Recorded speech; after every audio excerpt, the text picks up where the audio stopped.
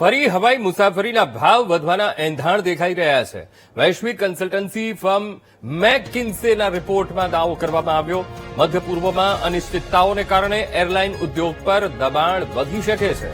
તો જેટ ફ્યુલના ભાવ ગયા વર્ષની સરખામણીમાં 70% જેટલા વધવાની શક્યતા છે. 2026માં જેટ ફ્યુલની કિંમત પ્રતિ બેરલ $152 થવાની સંભાવના છે. ફ્યુલ ખર્ચને પહોંચી વળવા એરલાઇન કંપનીઓ હજુ પણ ફ્લાઇટના ભાડા વધારી શકે છે.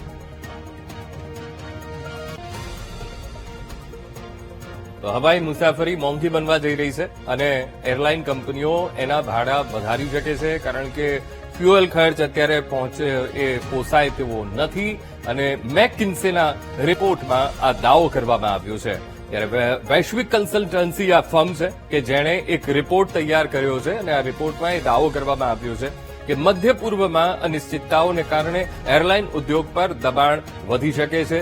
જેટ ફ્યુલના ભાવ ગયા વર્ષની સરખામણીમાં 70% જેટલા વધવાની શક્યતા છે.